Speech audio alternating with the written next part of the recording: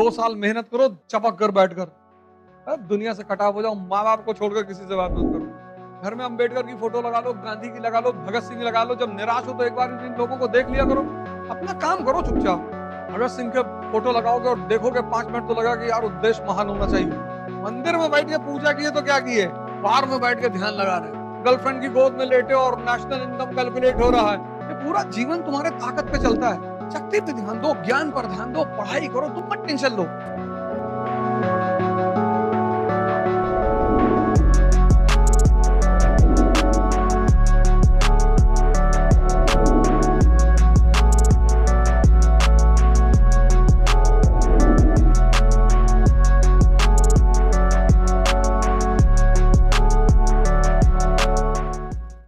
दो साल मेहनत करो चपक कर बैठकर, दुनिया से कटा हो जाओ, माँ बाप को छोड़कर किसी से बात मत करो। कोई ज्यादा टेंशन करे भगा दूं, किसी के पीछे मत भागो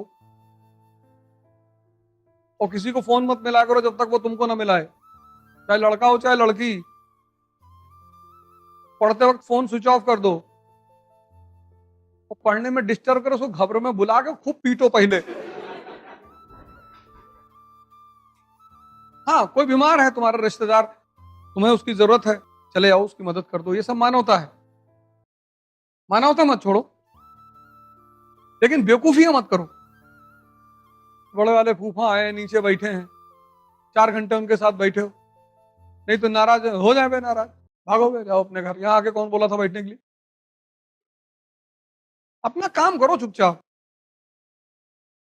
घर में अंबेडकर की फोटो लगा लो, गांधी की लगा लो, भगत सिंह लगा लो। जब निराश हो तो एक बार इन लोगों को देख लिया करो, जो ऊर्जा से भर जाओगे एकदम से। विवेकानंद की लगा लो, विवेकानंद की फोटो लगा के देखोगे, तुम्हें लगेगा कि यार कितना सुलझा हुआ मन है। फ्रांस में गए, पेरिस में सारी धार्मिक ग्रंथ रखी हुई है, सबसे नीचे गीता रखी है। एक पादरी ने मजा लिया, अब बाबा जी गीता की हालत देख रहे हो, सबसे नीचे रखी है। बोले देख तो रहे, हटा दो तो बाकी भरभरा के गिर जाए।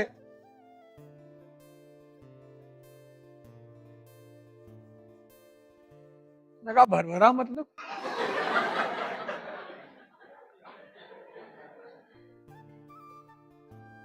समझ तो गया वो कि कहां मार रहा है ये। इसको बोलते हैं सुलझा हुआ दिमाग। फोटो की पूजा नहीं करनी, उनसे ऊर्जा लेनी है।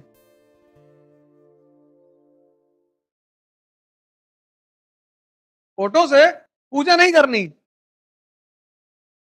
उनसे ऊर्जा लेनी है। भगत सिंह की लगा लो, यार जवानी में इतना बड़ा उद्देश्य।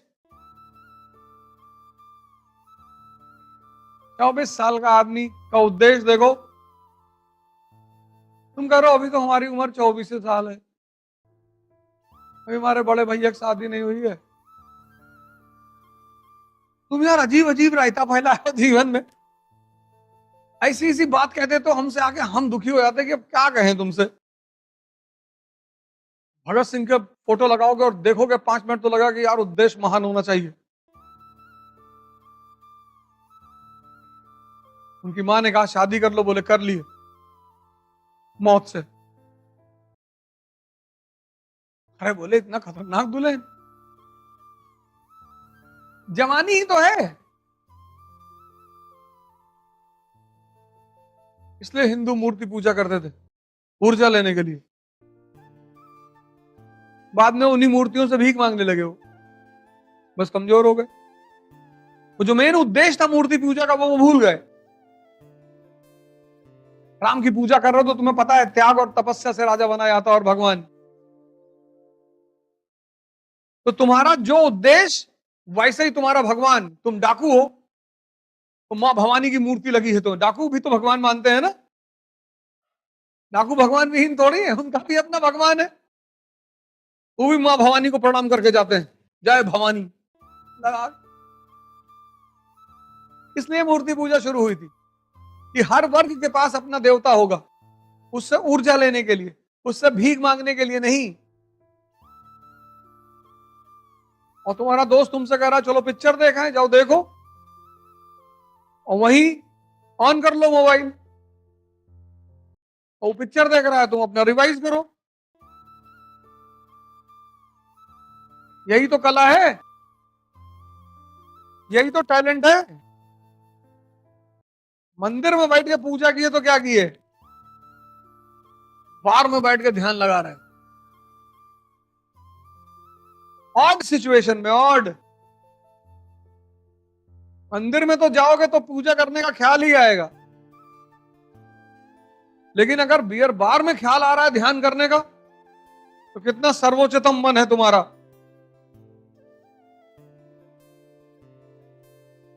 गर्लफ्रेंड की गोद में लेटे और नेशनल इनकम कैलकुलेट हो रहा है, तो अपनी मन की ताकत का अंदाजा लगाओ, कितना श्रेष्ठ मन है तुम्हारा, कुछ प्रभावित ही नहीं कर सकता तुमको। और जब भी जीतोगे मन की श्रेष्ठता की वजह से जीतोगे, ना कोचिंग की वजह से जीतोगे, ना किताबों की वजह से जीतोगे, ना किसी टीचर की वजह से जीतोगे। बन जाए सारे ब्राह्मण परशुराम, और बन जाए सारे दलित अंबेडकर। अब तो ज्यादा सुविधा है, अंबेडकर के समय तो चुनौती कितनी थी, अब तो ज्यादा सुविधा है, पढ़ाई की सुविधा, फीस की सुविधा, हर चीज की तो सुविधा है। अब बन जाए, वो एक ताकतवर मन है जो कहता हम पढ़ेंगे, तो हमको क्लास के बाहर बैठाओ, हम पढ़ेंगे, हमारे पास खाना नहीं है लेकिन हम पढ़ेंगे। तो अंबेडकर की फोटो जब तुम घर में लगाओगी, तो तुम 5 मिनट अगर उसको देखोगे, तुमको सोचेगा कितना श्रेष्ठ मन रहा होगा इस आदमी का, कि परिस्थिति कोई भी हो लेकिन पढ़ना है। पैसे के पीछे मत भागो, ये मेरा तुम्हारा तुमसे हाथ जोड़ के रिक्वेस्ट है। तो किसके पीछे भागे, शक्ति के पीछे, ज्ञान के पीछे। पैसा इनका बाई प्रोडक्ट है। तो जितने लोग पैसा कमाने के पीछे परेशान है, उनका हाल है राकेश झुनझुनवाला की तरह, हार्ट अटैक का, रेनल डिसऑर्डर, सिपोटी रुकी नहीं रही थी। रेनल डिसऑर्डर दुनिया की सबसे गंदी बीमारी। सोचो क्या कंडीशन रही होगी, शरीर से मल बहा जा रहा है, रुक ही नहीं रहा। 40,000 करोड़ डिफिशियंसी है ना। जैसे मैं देखता हूँ कुछ लोगों को पागलपन है, पागलपन की तरह काम करते हैं, ना शरीर पे ध्यान देंगे, ना खाने पे ध्यान देंगे। ये पूरा जीवन तुम्हारे ताकत पे चलता है। शक्ति पे ध्यान दो, ज्ञान पर ध्यान दो, पढ़ाई करो, तुम मत टेंशन लो। तुम घड़ी नहीं पहने हो 2 करोड़ की तो क्या फर्क पड़ता है। तुम्हारे साथ 2 आदमी है टाइम बताने वाले, उनसे पूछ लो। हाँ, शक्ति इतनी होनी चाहिए कि तुमने फोन कर दिया, तुम्हें गाड़ी चाहिए, दिल्ली जाना है, 4 गाड़ियां चाहिए, तुमने फोन कर दिया किसी को, जयसवाल जाओ, हाँ साहब 4 गाड़ी नहीं है ना सुबह, जी भैया। अरे तुम क्या खरीद रहे हो, उसका मेंटेनेंस, उसका साफ सफाई, उसका टायर, उसका ऑयल, सब चिंता तुम्हारी। तुम सिर्फ पढ़ाई पे ध्यान दो, क्योंकि जब तक मूर्खों के पास पैसा है, तब तक समझदारों को कमाने की कोई जरूरत है नहीं। सिद्धांत है ये।